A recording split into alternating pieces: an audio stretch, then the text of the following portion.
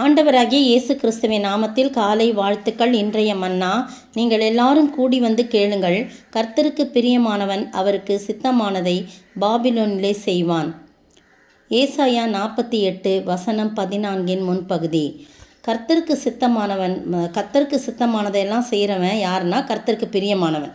அதுதான் ரொம்ப முக்கியம். யார் கர்த்தருக்கு பிரியமானவன்? அவருக்கு சித்தமானதை செய்கிறவன். அவருக்கு சித்தமானதை செய்கிறதுனால தேவன் செவி கொடுப்பார்னு யோவான் 9:31 சொல்லப்பட்டிருக்குது. யார் தேவனுடைய சித்தத்தின்படி செய்கிறாரோ அவனுக்கு தேவன் செவி கொடுப்பாராம். பாருங்கள், தாவீதை குறித்து அப்போஸ்தலர் நடபடிகளில் சொல்லப்பட்டிருக்கு. அப்போஸ்தலர் நடபடிகள் 13 அதிகாரம் 22 வசனம் பாருங்கள்.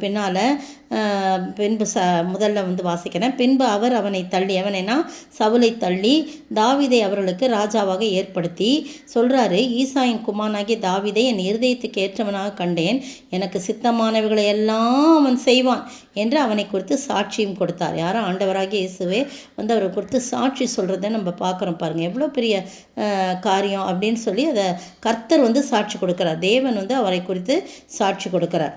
அடுத்தது பாருங்கள், அந்த 36ஆம் வசனத்தில் தாவீது தன் காலத்திலே தேவனுடைய சித்தத்தின்படி அவருக்கு ஊழியம் செய்த பின்பு நித்திரை அடைந்து, தேவனுடைய சித்தத்தின்படி தான் அவருக்கு ஊழியம் செய்கிறான் அப்படின்னு சொல்லி போடப்பட்டிருக்கு. அப்போஸ்தலர் நடபடிகள் 13:22 13:36 நம்ம வாசிக்கிறோம். தேவனுடைய சித்தத்தின்படி செய்கிறவன் என்றென்றைக்கும் நிலைத்திருக்கிறான் அப்படின்னு சொல்லிட்டு 1 யோவான் 2:17 சொல்லப்பட்டிருக்கு. பாருங்கள், இந்த தாவீதை குறித்து சொல்லும்போது அவர் ஆண்டவர் சொல்கிறார்ல, எனக்கு சித்தமானதெல்லாம் செய்வான்னு. ஒவ்வொரு காரியத்திலையும் ஆண்டவருடைய சித்தத்துக்கு கேட்டு கேட்டு அவர் செய்கிறத பார்க்குறோம். 2 சாமுவேல் 5:19 வசனம் பாருங்கள். அந்த இடத்துல பெலிஸ்தருக்கு விரோதமாக போகலாமா, அவர்களை என் கையில் ஒப்பு கொடுப்பீரோ என்று தாவீது கர்த்தரிடத்தில் விசாரித்த போது, கர்த்தர் போ, பெலிஸ்தரை உன் கையில் நிச்சயமாக ஒப்பு கொடுப்பேன் என்று சொன்னார். அதுக்கு பிறகு அவர் புறப்பட்டு போகலாம். எந்த ஒரு காரியம் பாருங்கள். அதே மாதிரி அதே இதில் 23ஆம் வசனத்தில் பெலிஸ்தர் திரும்பவும் ரெப்பாயிம் பள்ளத்தாக்கில் இறங்கினார்கள்.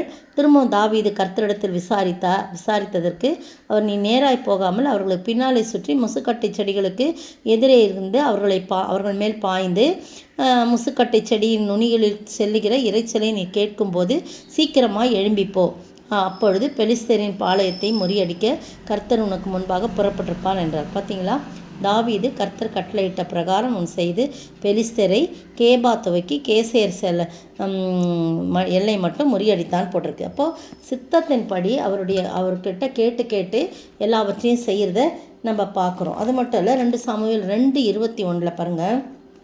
2:1 பின்பு தாவீது கர்த்தரை நோக்கி, நான் யூதாவின் பட்டணங்களில் ஒன்றிலே போய் இருக்கலாமா என்று விசாரிக்கிறேன். அதற்கு கர்த்தர் போன்னு சொல்கிறார். அது மட்டும் இல்லை, எந்த இடத்துக்கு போகணும்? யூதாவின் பட்டணத்துக்கு போன்னு சொல்லிட்டீங்க, அப்போ நான் எந்த இடத்துல அங்கே போகணும் அப்படின்னு தாவீது கேட்டதுக்கு அவர் எப்ரோனுக்கு போய் என்றார். அப்படியே தாவீது போகிறான் அப்படின்னு சொல்லி போடப்பட்டிருக்கு. நீங்களும் நானும் அப்படியாக ஆண்டவரிடத்திலே கேட்டு அவருடைய சித்தத்தை உணர்ந்து நம்ம இருக்கிறவங்களாக காணப்படும் போது தேவன் நம்ம மேலே பிரியமாக இருக்கிறார். 1 சாமுவேல் 30:8 பார்த்தீங்கன்னா அங்கேயும் பாருங்கள், இதை மாதிரி கேட்குறார். தாவீது கர்த்தரை நோக்கி, நான் அந்த தண்டை எல்லாம் சிக்லாக்லேருந்து எல்லாம் திரும்பும்போது எல்லாத்தையும் பிடிச்சிட்டு போயிட்டாங்க. சிறியவர் முதல் பெரியவர் வரைக்கும் என்ன பண்ணிட்டாங்க, எல்லாம் பிடிச்சி பெலிஸ்தரோ எல்லாத்தையும் பிடிச்சிட்டு போயிட்டாங்க. ஒன்று கூட அவங்கக்கிட்ட இல்லவே இல்லை. அமலேக்கேர் பிடிச்சிட்டு போயிட்டாங்க. இவங்க அங்கே அந்த ஊர்லேருந்து பெலிஸ்தர் தேசத்துலேருந்து திரும்பி இவங்க வராங்க.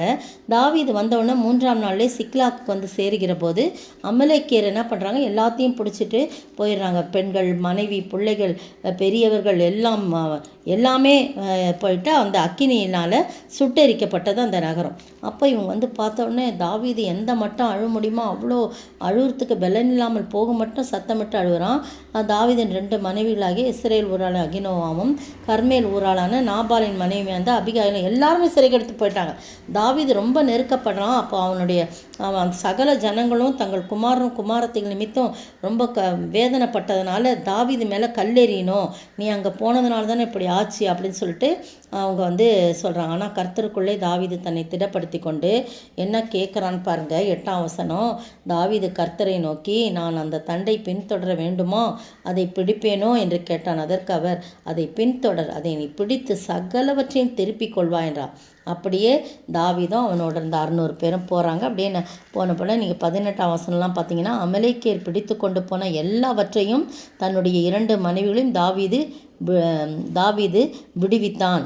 அவர்கள் கொள்ளையாடின கொண்டு போன எல்லாவற்றிலும் சிறியதிலும் பெரியதிலும் குமாரலும் குமாரத்திலும் ஒன்றும் குறைவுபடாமல் எல்லாவற்றையும் தாவீது திருப்பி கொண்டான் அப்படின்னு சொல்லப்பட்டிருக்கு. பார்த்தீங்களா, எல்லா ஆடு மாடுகள் எல்லாவற்றையும் தாவீது பிடித்து கொண்டானோ, எல்லா மிருக ஜீவன்களையும் எல்லாத்தையும் பிடிச்சிட்டு போயிட்டான் அப்படின்னு போடப்பட்டிருக்கு. அப்போது நீங்களும் நானும் தேவனுடைய சித்தத்தை அறிந்து அவருடைய ஆலோசனைப்படி நடக்கும்போது கட்டாயம் கர்த்தர் நம்மேல் பிரியமுள்ளவராக இருக்கிறார். அப்படிப்பட்ட ஆசீர்வாதத்தை பெற்று வாழ ஆண்டவர் தாமே கிருபை செய்வாராக. ஆமென். தேவ சித்தம் நிறைவேற எனையும் ஒப்படைக்கிறேன். தேவ சத்தம் என்னுள்ளம் பலமாக தோனிக்குதே.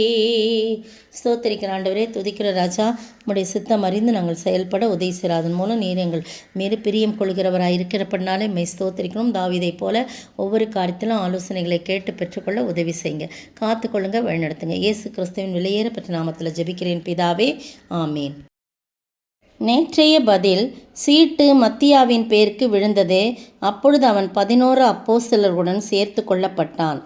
அப்போஸ்தலர் நடவடிக்கைகளின் புத்தகம் 1 அதிகாரம் வசனம் 26. இன்றைய கேள்வி: எத்தனை தேசத்தார் அவரவர்களுடைய ஜென்ம பாஷைகளில் பேசினார்கள்? எத்தனை தேசத்தார் அவரவர்களுடைய ஜென்ம பாஷையிலே பேசினார்கள் என்று எழுதப்பட்டுள்ளது.